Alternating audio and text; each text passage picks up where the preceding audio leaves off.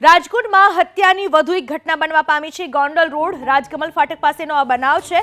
ગોંડલના વાસાવડના અને 15 વર્ષની રિદ્ધિ સિદ્ધિ સોસાયટીમાં રહેતા સંજયભાઈ નામના વ્યક્તિની હત્યા થઈ છે। પોલીસનો કાફલો ઘટના સ્થળ પર પહોંચી ચૂક્યો છે।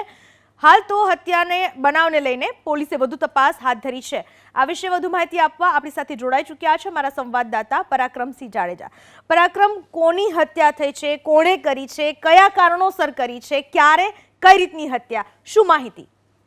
ચોક્કસ ભજીયાના જે વેપારી છે તેની હત્યા કરવામાં આવી છે। મૂળ ગોંડલ તાલુકાના ગોમટા જે ગામ આવેલું છે ત્યાંના વતની છે અને રાજકોટની અંદર પોતાના પરિવાર સાથે તેઓ રાજકોટ ના જે રિદ્ધિ સિદ્ધિ સોસાયટી છે ત્યાં રહે છે। ગઈકાલે ભરત ગઢવી નામનો જે હિસ્ટ્રી સીટર છે તેમના દ્વારા હત્યા કરી નાખવામાં આવી છે અને સમગ્ર મામલાને લઈને પોલીસે વધુ તપાસ જે છે તે હાથ ધરી છે। પરંતુ આવા તત્વોને કાયદાનું ભાન કરાવવાની જરૂરિયાત છે, કેમ કે જે ભજીયાના કારીગર છે પોતાનું પરિવારનું ગુજરાન ચલાવતા હતા સંજયભાઈ મહેશભાઈ મારડિયા નામના વ્યક્તિ, કોઈ મુદ્દે બંને વચ્ચે ભરતદાન અને સંજયભાઈ વચ્ચે બોલાચાલી થયા બાદ છરીના ઘા ઝીક્યા અને સમગ્ર મામલે ઈંડાની રેકડી છે ત્યાં માથાકૂટ થયાની સમગ્ર હકીકત સામે આવી છે।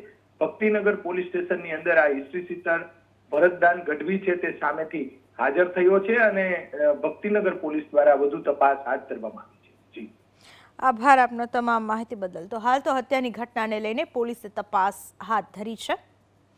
ભજીયાની લારીવાળા સાથે આ માથાકૂટ થઈ હતી। સંજય મારડિયા નામના વ્યક્તિની હત્યાની ઘટનાને અંજામ આપવામાં આવ્યો હોવાની ઘટના બનવા પામી છે રાજકોટમાં।